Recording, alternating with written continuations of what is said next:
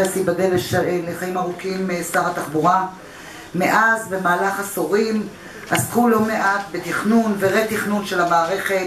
היו מכרזים, בוטלו מכרזים, והאמת רבים מאיתנו פקפקו ומפקפקים האמנם הגיעה השעה והפרויקט יוצא לדרך.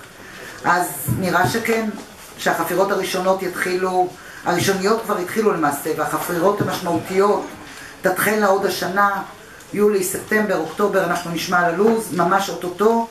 מדובר בפרויקט מורכב שיקבל מחיר כבד בחיי היום-יום של העיר, תושביה ועסקיה, אבל בטווח הארוך הוא הפתרון לשחרור פקוק במטרופולין ולהבניה של מערכת הסעה יעילה, טובה וזמינה יותר, שתסייע לנו ליצור אלטרנטיבה לאיתור וויתור על הרכב הפרטי. זהו, אני מזמינה את כולם לשבת, בבקשה. ואני מתכבדת להזמין את ראש עיריית תל אביב-יפו, מר רון חולדאי, מהמובילים, מהדוחפים הבולטים ליישום הפרויקט, לברך ולשאת את דבריך ביחס להקמת המערכת. שלום לכולם. שלום לכולם. אני קודם כל מברך את גברת מיטל להבי, סגניתי, על קיום האירוע הזה או הישיבה הזאת. החיים זה לא דבר פשוט. אני מזכיר לכולם שאנחנו נמצאים היום בדיוק 20 שנה מאז שרוני מילוא וביבי עמדו בצומת הדר וחנכו ואמרו כאן מתחילים את הפרויקט שנקרא הרכבת התחתית בתל אביב, או רכבת, לא יודע אם אפילו אמרו אז רכבת קלה, אבל זה בדיוק לפני 20 שנה.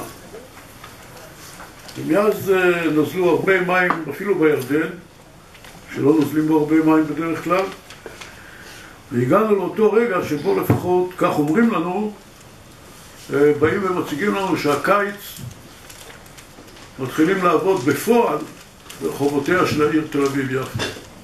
לא רק ברחובותיה של העיר תל אביב-יפו, אלא מתחילים נקרא לזה, את העבודות בפועל, אחרי שהתבצעו כל ההכנות, מפתח תקווה ועד תל אביב-יפו, אבל בתל אביב כעיר מרכזית שבה מתבצע הקטע גדול של הקו התת-קרקעי, הפתיחה של התחנות בציר המרכזי, נדמה לי 5 תחנות תת-קרקעיות, היא עול לא קטן למערכת תחבורה מאוד בעייתית בצד אחד, עם כל הבעיות הנלוות שנלוות לזה להפרעה לחיים הרגילים. אני אישית מודאג מכמה דברים, ואני אומר את זה בהקשר של מה שצריך לדרוש במשרד התחבורה. יש פה מישהו במשרד התחבורה? כן. דרור גנון, מנהל אגף. מודאג מאוד. מפני שלטעמי, משרד התחבורה לא עשה את ההכנות הדרושות והראויות, מה שנקרא, לקראת הפרויקט.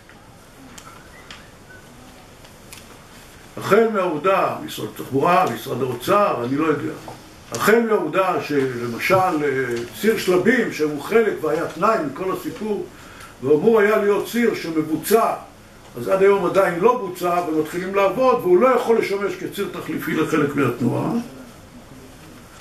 דרך העובדה שלא נעשו ההכנות הדרושות להקטין את כמות הרכב הפרטי הנכנס לתוך תל אביב-יפו. והדבר הזה דורש טיפול למי שמבין מה הולך לקרות כאן ואיך היה צריך לייצר מציאות שבה כמות הרכב הפרטי שנכנס מחוץ לתל אביב קטנה על ידי העדפה מובהקת של הציבור בכניסה במערכת תחבורה ציבורית פנימה אל תוך העיר. אז אומרים לי וכותבים לי ושמים לי שיהיה ככה ויהיה ככה ויהיה ככה ויהיה ככה, אבל ההפרעה מתחילה כבר חודשיים הבאים מבלי שהפתרון קיים. הדבר השני שגם הוא אומרים לי שיהיה, אבל הוא ודאי לא יהיה בתחילת התהליך, והוא שלאורך כל שעות היממה, כמות ותדירות התחבורה הציבורית, מבחינת כמות התחבורה הציבורית הנכנסת לעיר כאפשרות תחליף לרכב פרטי, צריכה לעלות בצורה משמעותית.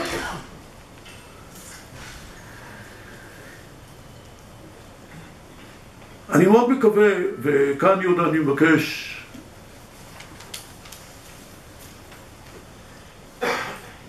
אנחנו העיר שמקבלת כל הזמן תארים בשקיפות ובשיתוף תושבים.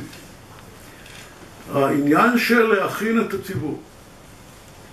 ומה שהולך לקרות זה לא רק בעלי העסקים שנושקים בקו, במטר שמעבר לחנות. ההכנה של הציבור, ועברנו את זה בזמנו אפילו בפתיחה של קפלן, בסגירה של קפלן עם השלטים הגדולים, היא הפעם הרבה יותר מסובכת. ולכן צריך לעשות הכל כדי, ולא לחסוך במשאבים, ולדעתי חוסכים במשאבים, לעסוק גם בנושא הזה של שיתוף ציבור. הדבר האחרון שאני מודאג בפרויקט הזה, זה שאף אחד לא מבטיח לי שאחרי שיעשו את גשר קרליבארט יכילו לך פה, ימשיכו לעבוד. ואנחנו עשויים כעיר לעמוד בפני מצב שבו אנחנו נספוג את כל ההפרעה, ועכשיו, לא. נעבוד ממשבר למשבר לאורך השנים. אנחנו צריכים להיות מאוד מאוד רגישים, מאוד מאוד ענייניים, מאוד מאוד קפדניים על כך שממשלת ישראל תעמוד בהבטחותיה לגבי מה שמתכוונים לעשות, כולל משרד התחבורה, משרד האוצר וכן הלאה, ויש מספיק כאלה שיודעים להפריע, כמו שאנחנו יודעים, החשב הכללי, משרד התקציבים, משפטנים למיניהם, אזרחים תושבי תל אביב יפו, וגם אולי ראשי ערים שכרגע אחד מהם לפחות מרים את הראש ועושה קולות של זה. אבל אנחנו נטפל גם בזה. אז אני באמת מברך על התהליך הזה, כי אני מאמין באמת שתהליך כזה כל כך מסובך, שכולנו לא התנסינו בו, שעשוי להביא תועלות בלתי עצומות למטרופולין הזה, ואל תשכחו, זה רק קו ראשון. הניסיון שהצטבר בקו הזה גם משמש לנו לשנים הבאות ולמה שאנחנו הולכים לעשות. זה מאוד מאוד חשוב שכולם יורידו קצת אגו וכולם יאפשרו שדברים יקרו. כל אחד רוצה להיות מלך ולהגיד אני לא אתן את זה ואני לא אתן את זה. אנחנו נסייע בכל דבר. זה צריכים לדעת פה כמדיניות. עיריית תל אביב יפו כבר שנים רק מסייעת, לא אומרת לא על שום דבר.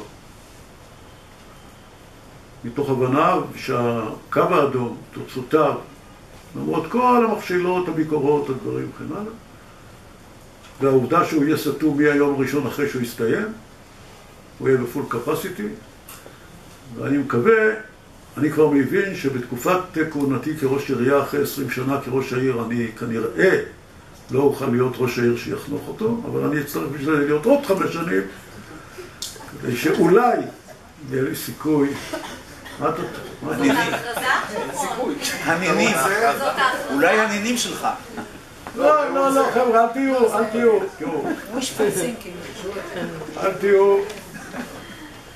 אל תהיו רק פסימיסטים. אתם יודעים מה זה פסימיסט? זה אופטימיסט עם ניסיון.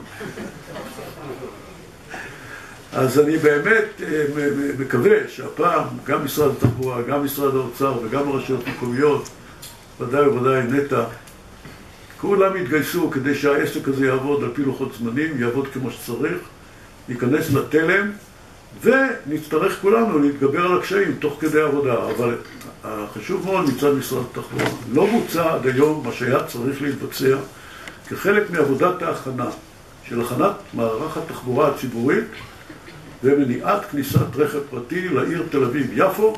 הדבר הזה לא בוצע. אנחנו מצפים ועומדים על כך בכל תוקף שהדבר הזה יבוצע ובהקדם בהשקעת משאבים וראיית המציאות העומד בפנינו, כדי איך אומרים, שהחיים בעיר, במרכז המטרופוליני המרכזי הזה יוכלו להמשיך להתקיים. ואני מודה לכולם על האירוע הזה. תודה רבה.